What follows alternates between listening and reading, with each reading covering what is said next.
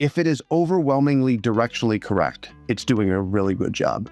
Nothing's going to be perfect, but if it overwhelmingly, is correct, we're doing well. It can help us. Certainly can be a co-pilot, immunity towards any kind of trademark here, immunity. It can be a co-pilot in regards to helping us. And then the learning for me is how to help people blend that artificial intelligence with what they believe to be true on the ground. Hello, and welcome to Pharma Sessions, a place for pharmaceutical leaders to come and learn from each other. I'm your host, Jonathan Kaskey. Technology and market trends are bringing change at an ever-accelerating rate, and no person, team, or company can afford to be left behind. Here, we dive into the strategies and tactics that our guests use to tackle these challenges and create new opportunities, and how you can do the same in your own organization. Good morning. On today's episode of Pharma Sessions, I'm thrilled to welcome Trevor Landry, a dynamic and seasoned sales leader with over 25 years of experience in driving product launches and revenue growth across the pharmaceutical and biotech industries. Trevor is currently the executive director of CNS sales at Otsuka, where he leads a national field team focused on treating agitation associated with dementia. As always, the views here are our own and not those of our respective employers. So with that, welcome to the show, Trevor. Thank you very much for having me. I appreciate it. Absolutely. Before I even jump into any of the questions, I always start with a little icebreaker. So it's about 10 a.m. Eastern. It's 9 a.m. Central down in New Orleans. What have you had to eat so far today? Oh, wow. I've had one protein shake, 2 scoops into some milk and stirred it up like on the heartbeat and probably like 4 or 5 cups of coffee. 4 or 5 cups of coffee. Oh my goodness. All right. So we should be rolling through this. You know what's so funny? I've asked that to a bunch of people. A lot of people will skip the food part. Nobody skips the coffee part. It's required. So all right. So you've been in the sales game for a while, but before that, actually, this being behind a mic is probably pretty natural to you. Tell us a little bit about your early experiences in media. So long dead dreams of play-by-play voice for some university for 30 years. That died at some point, but there was dreams of whether it be on ESPN or dreams of being a play-by-play guy on the radio for some place for your entire career, and you do everything you can to pursue it. And at some point, life just, you never know what to expect, and you go from being a local media, television sports anchor on the local news to suddenly you find yourself in pharmaceutical sales in a matter of a couple months. Like, wow, this was a significant change. I love that dream though, because if you watch sports, especially local sports, sometimes the local play-by-play guy almost feels like it's part of a family. Like when I was up in Boston, I think I heard Jerry Remy speak for more hours than like literally some of my own family. Now I'm watching the Sixers and it's Kate and Ala every evening, and they add so much to it. So I love that as a dream, even though, hey, it's not too late. Maybe that's your next go. Yeah, I would seriously, but you know what? Thanks. All right. So you've been doing the sales leadership thing for a bit now. And how has your approach evolved over the years? And today, I'm sure we'll talk a lot about kind of data, AI, and the future. But how do you kind of, from a mindset standpoint, continue to evolve as things change? So it has been a while. And at the same time, you look back and, you think about the teams that maybe you started with, and you're like, oh my goodness, I probably made so many mistakes back when I was a young leader and a new leader, and you're thrown into this. At the same time, there are a couple of things that have remained the same, which is great, about authenticity and, putting people first as much as you can. Those are some leadership characteristics that have remained true. What has evolved over time, I think, is perspectives. And, you start out as a frontline leader, you have a team of 7 reps, and you have this bubble that you exist in, and it's just a completely different mindset. It was all about those 7 folks and what it was for that. As you move through the progression within the organizations, and now, several different organizations, you see things through an entirely different lens. You look at things from, the bottom line P&L, you look at things from revenue growth, sustainability, how to impact larger groups, not just the 7 or 8 folks that you have, at the same time, trying your best to remain true to those leadership qualities that you believed in the beginning, and they're still true. There's something. And like, what are some of those qualities? So I do believe in authenticity. I what you see is what you get from me. I believe in the people side of it is that you have to help, people grow and help them meet their personal and professional goals. It's not about me, it's about them and helping them grow. And if you continue to remember that, despite the things I said about perspectives and all the bottom lines of the business, you'll continue to be able to connect with them in their heart and in their mind. And that is what helps you inspire and motivate people. The last is building cultures of trust, so that especially when you have, leaders of leaders, or, I'm leading leaders of teams, second and third line, the teams that work with me, my leadership teams, it's incredibly important that I build trust among us, because we're going to have tough discussions. We're not always going to agree. How do you have those discussions and walk out of that room in full alignment and still liking each other? Yeah, definitely. And I think that's something to that. And this was one of my, when I think kind of when I first started managing people, I was fortunate enough to work with a really good CEO, and he was talking about both of those things, right? So one of them was, I think the way that he sort of framed it was assume good intentions, like assume everybody wakes up, right? And we all know our goals, and we're all trying to actively work towards those goals. So if somebody's doing something different, it's usually not because they're dumb or lazy or anything. It's maybe they just have a different perspective, right? But the other thing was about the culture of trust is, it's like, if you ever mislead somebody, that relationship is pretty much toast, right? Like that is really hard to come back from, right? And I actually just had this with somebody on my team, where he was asking me for something kind of related to money. Like it was kind of a squishy situation around who's eligible for what bonus. And I was pretty honest with him, where it's like, listen, I will have this conversation. But from my perspective, I have to present it honestly. And my perspective is not 100% aligned with yours. Right. And I feel like that just felt like the way that you have to do things, because you can accept that, right? You can understand that, and that we could have a little conversation. But the last thing you want to do is like, yes, I'm going to back for you 100%. And then you go and you're squishy about it, and that gets back to that person. And then that is, you just can't come back from that. That is so true. Early days, it was funny. I just became a frontline leader. I picked up a book. You've heard of him, Patrick Lencioni, 5 Dysfunctions of a Team. I still use that 5 dysfunction pyramid as the basis of what I do 20 plus years later. And it's so simple, but yet it still resonates. And most people have read it. And of course, he's built every single, book on it since, but it's amazingly how it builds out of that. And where we land today is, it's clarity, simplicity, and you get alignment. And if you can do those 3 things well, especially a leader, when you're leading large teams, you can provide clarity, you can simplify things and gain alignment amongst your leadership team. You're going to do pretty well. One of my previous guests, she said something, she leads, I think, data sales analytics for Shinogi. And she talked about, she wants a goal that's so simple you can say it in a sentence, right? And so that idea of clarity, it's like, what is your goal?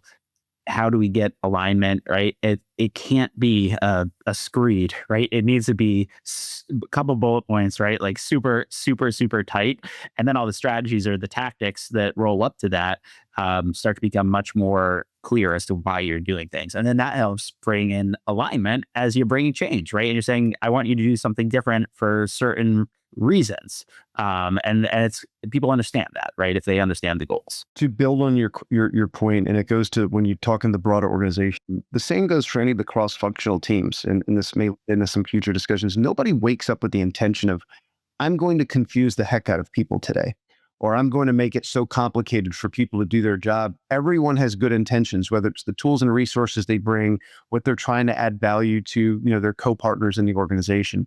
However, sometimes all of that funnels down to a few individuals. And, as a commercial leader, it's usually the sales team who is then, everything good is funneling down to them, but it becomes a lot. So that's where the clarity and the simplicity really helps is become that middle person to help clarify and simplify all of the good stuff that folks want to do for the sales organization and make it simple and digestible. Yeah, absolutely. And so you've spoken in the past about the importance of incorporating digital components and AI into sales strategy. What techniques have you taken to do that sort of align with that simplification? Because it could go one of 2 ways, right? There could be a lot of digital noise, or it can use it to hone in and really get people focused on the right areas. It has been a learning journey for me, as I'm sure it is for a lot. I think what I've learned over time, it started simple with me now. I will be honest, on the social media side and all of that, I'm probably the last. My kids are doing all the social media apps, and I'm still saying, "Hey, you're on MySpace." And I'm like, come on, Dad. It did take me a while. And then you do realize a couple of things, and I'll just probably ground this into a bucket of three. If it is overwhelmingly directionally correct, it's doing a really good job. Nothing's going to be perfect, but if it overwhelmingly, 3/4 of the time is correct, we're doing well. It can help us. It may not be the only pilot, but certainly can be a co-pilot. Immunity towards any any kind of trademark, their trademark here, immunity. It can be a co-pilot in regards to helping us make better decisions, which makes us more efficient, helps us in the best spot more often, and puts us in the higher places of ROI. And then the learning for me is how to help people blend that artificial intelligence or that type of guidance with what they believe to be true on the ground. And those two might be distant. They seem very distant, but in reality, they can actually be a lot closer than you think. So let's sit on that last part, right? Because a lot of it comes down to change management, right? And convincing sales reps to trust data and segmentation, especially if it contradicts some of their instincts or some of their past experiences, can be a challenge. So what strategies do you use to ensure buy-in and shift mindsets, honestly, towards a more data-driven approach? I think transparency is important, first of all, in that it is helpful. It's almost necessary to share with people what is, as much as you can, because some of it's complicated, what is behind the data. When you receive a certain amount of input, whether it's next best actions or dynamic targeting, what are the factors that have led to that output? And it helps people feel more comfortable, and it gets their hands around what that is. The second part is when you can celebrate the wins. What does that look like? What does that look like for you? What that looks like is, let's talk about mindset change for a moment. And you might be asking individuals to go to a segment of customers that are more difficult to access, more challenging, but we know, and all of the data supports that that they have a longer runway. There is significant ROI because the population that they can treat or the ecosystem that they operate in is significantly deeper. When you're able to produce wins in those customer segments, whether it's individual groups or what have you, and it leads to that longer term sustainability, factors such as depth versus just really can broadcast those, celebrate those, demonstrate and have those individuals who've done that become mouthpieces, showcases for that type, and put it in plain speak. Why were you skeptical at first? What did the data or the AI or the next best actions tell you to do? What did you do? And talk about the win. And then over time, you can see the longevity of their success come back to it and show that this is not just a quick burst. There is longevity in the success for these type of individuals. There's somebody that is on the team here that we brought up. He actually came from BMS, and he was killer sales rep. He actually won the salesperson of the year, but he has this great story of them kind of doing that. So the situation was he's in I think a mirrored territory, right? Where it's him and another rep are calling on a certain set of providers. The data suggested that there was one that was treating an ideal patient population and was writing competitors left and right and just not writing their product. He kind of took that as a personal challenge and was like, listen, we're not calling on this person because they're hard to talk to and they don't really like talking to us. But they should be because it would be really good for the patients, et cetera, right? And he's like, I'm going to make it a mission to stop by there on whatever the cadence was and just make this happen. Eventually, that person became a major writer for the team. This is like a huge value, right? In the $10 million plus, because it was a really expensive product. Him and his partner, right, got to go to Hawaii. They get on the President's Club. They make him the person that goes and talks to all of the other teams about how to use data for sales strategy and what it's done for him personally. Then he shifted to analytics, and it was actually kind of like a defining moment of the trajectory of his career was having this understanding that it's just because I mean, honestly, in pharma sales, your needs change, right? Like if you've launched something, you need to hit a certain set of providers. At some point, those providers are kind of capped out, right? Like they're either writing you or not, and they may like talking to you, but you kind of need to push outside your comfort zone and find those others. And so the question then becomes like, well, how are you identifying those others based on what, right? And that's I think where data can play a really big part. The evolution, when you think about it, I mean, this is, the 20 years ago when you're leading that. Originally, we joked about that small, young leader who's, leading a district. We pretty much looked at targeting as look at the competitor market and then say, okay, here's a market size based on competitors or in your space. Therefore, that's a good target. And that was at the extent of probably how we looked at things. The beauty of this data that we're talking about is you can incorporate, yes, market size, but you can incorporate beliefs in terms of how you treat. There's obviously a payer mix. There is insights that can only come from some of this where you collates it and integrates it into the model. There's also the component of the omni-channel. Do they respond, and what does that provider respond to? Those are things that a simple spreadsheet of competitors can't tell anyone.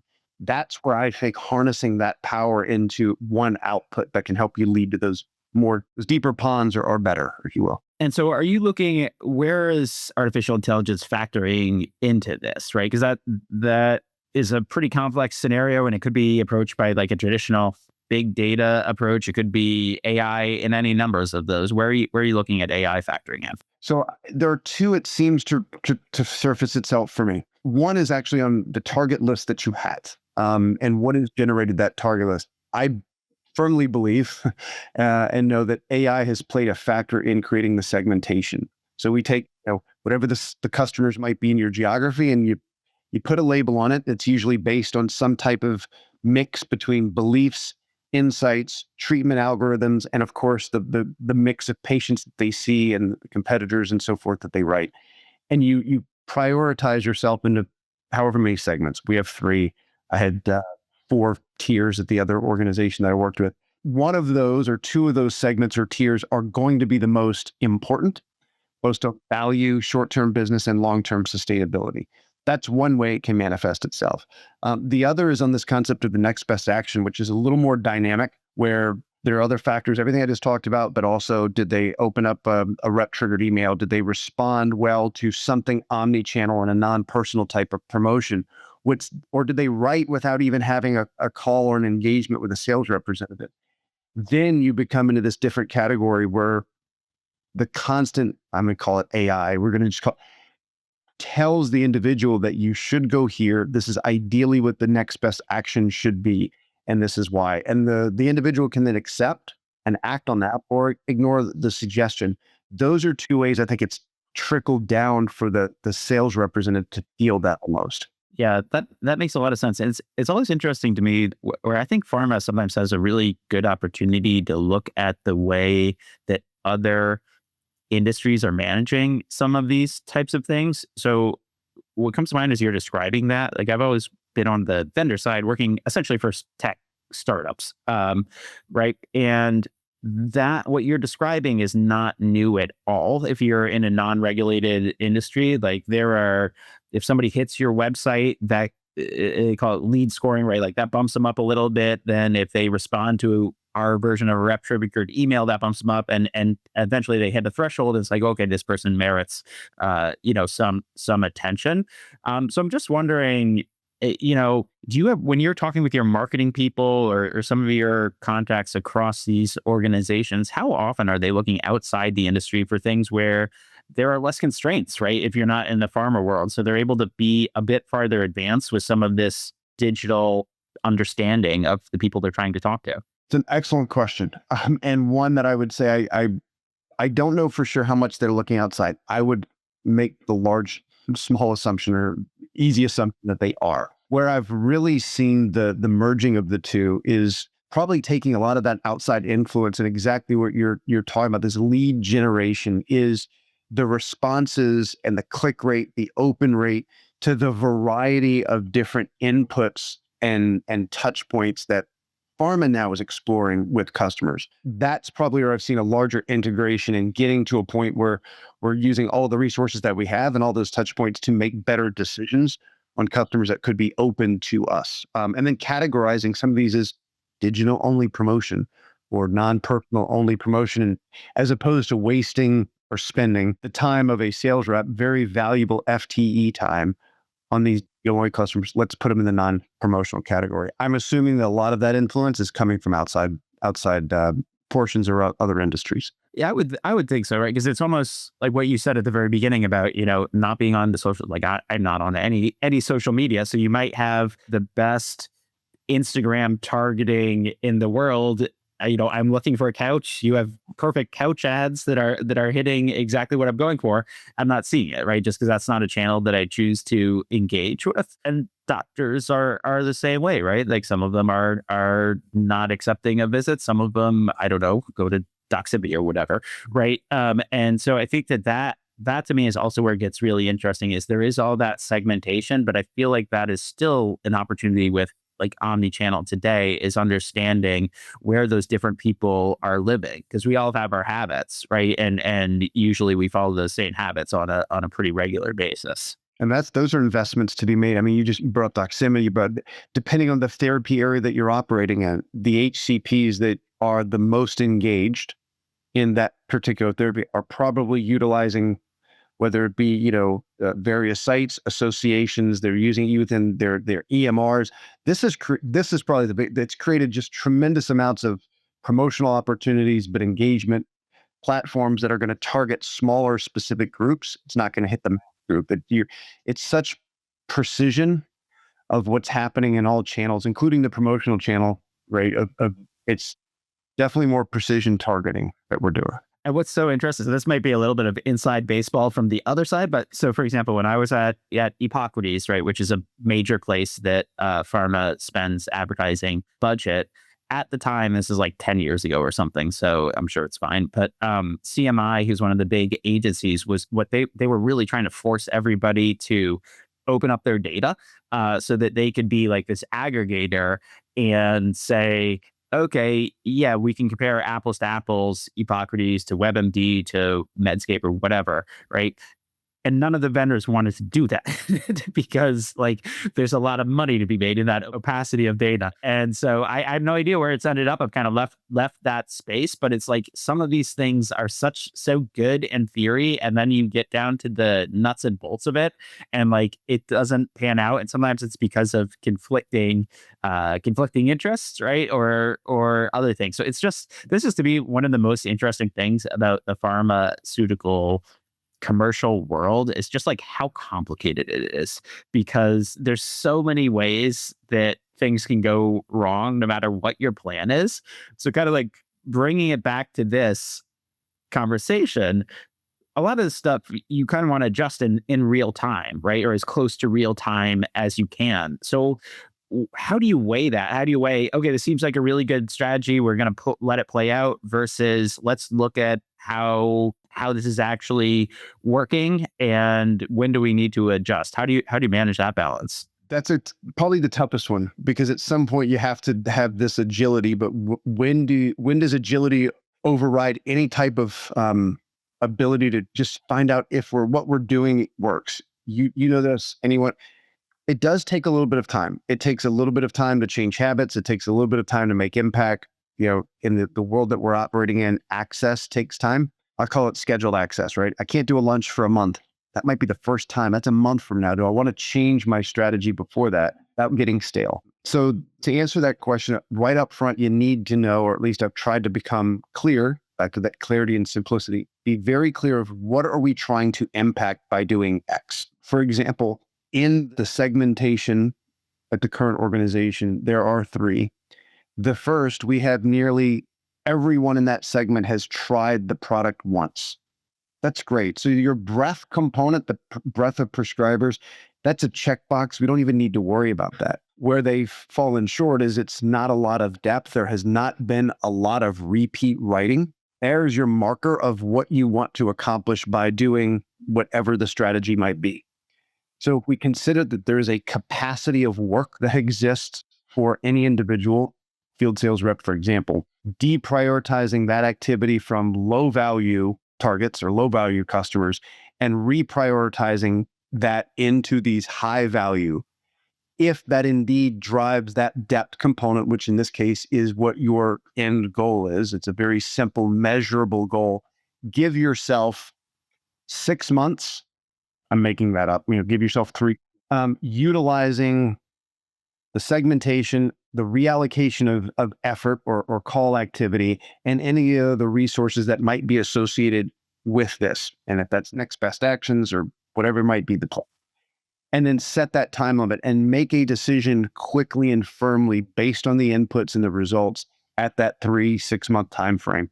And if it doesn't work, move off of it, right? It's okay, but fail fast, fail forward, all those good sayings are very true. Do not stick to something that's stale, but I think it's very clearly identifying what you're trying to accomplish up front, and it can't be very complicated. It needs to be 1 or 2 things. Right. And I think there's some element of like, what are the leading indicators too, where you're getting some direction, because in the example you gave, even if somebody can't meet for a month, if you're tracking, well, they agreed to a meeting, so there's some level of interest there, right? Then things a month sooner, and at that 3-6 month time frame, whatever it is, it's not, it's hopefully not necessarily a complete surprise how things are going well or not. And the other thing that I feel like is a bit dangerous with the fail fast thing, although I do think there's a ton of value there, is it almost like creates this binary mindset of like, well, did it succeed or did it fail? And it's usually a little bit more gray, where you still have to make a decision. No, there's nobody with a sign that says you failed, move on, right? It's like, well, it's kind of working, it's not quite everything, and you still have to make a decision at the end of the day. And I feel like that's where the human element is really, really important, to, I don't know, have those conversations and use all that trust that you were talking about earlier, and really dig in and try to figure out, did this work or not? There's because there's change management that comes with that. To your point, every time you change, you're having to retell the story, recreate the buy-in. I think it's probably a little bit of depending on your organization, your tenure in your role, your tenure of your leadership team. I think that one thing that's not talked enough about is and that's probably a different topic, but it's the quality of the leaders that work in. For me, the quality of the leaders, both the frontline and second line leaders, are they skilled enough, tenured enough to be able to be agile like this? If they are, that might change your decision. If they're not, that may, put some limitations on the other thing. The leading indicator part is a great one. I think that you can wait around for X amount of time for, prescription habits to change, behaviors to change. But what about the activity is the best leading indicator? Are you shifting your efforts promotionally from the deprioritized low value customers? That's something you can see almost on a daily basis, right? When you look at the type of work, you can see that in real time. Are we making instantaneous seismic shifts to placing the allocation of time and resource from the low to the high priority targets that we're seeking impact? Yeah, that was an interesting learning when I started working at this current company, which does a lot of sales dashboarding and stuff like that, is the amount of time that sales leaders just spend looking at the execution data, right? And the changes might not even be that big, right? It might go from like 7% to 8%, but they pay a lot of attention to that. And there's like multiple dashboards built into that to make sure that the strategy is getting pulled through all the way down to a rep level. Let me just ask you because you had mentioned leading leaders, right? Which should you like better, or which should you find maybe easier, leading a sales team of doers or leading a team of managers? I love them both. I have truly valued, though, leading leaders on 2 different fronts. One, it becomes about storytelling for a lot of the leaders, and helping and brainstorming and learning from them. How do you frame up various situations to impact the greater collective? When you're leading a smaller team, it's easy to kind of 5 or 6 people and you have individuals, but when you start broadening that out, I love that experience, because that's what it's all about. Telling stories, being able to shape situations into one that gets people's buy-in. The other part is helping coaches grow. I learn every day. I'm always I've been lucky and blessed in my career to be with really great teams. I have one now. I've had one in the past. I learn from them every day, and at the same time, hopefully, I impart some of my experiences, both my successes and my failures, into this group that we can learn and grow together. And watching the light bulbs go off with leaders as you kind of bring them up to see different perspectives in the organization is so rewarding. It truly is so. And then hopefully they move on and do things that they want to fulfill their career in other aspects of leadership. So I'd probably lean toward the latter group, but they both fantastic in my career. Well, that feels like a great place to end the conversation. I appreciate your time, and it was a pleasure talking to you today. Thank you for having me. Absolutely.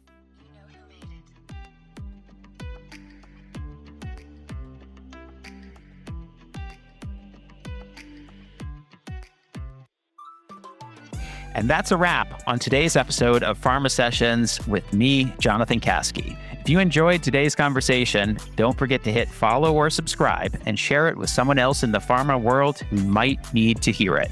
For more on pharma trends, career growth, and business strategies, connect with me, Jonathan Kaskey, on LinkedIn.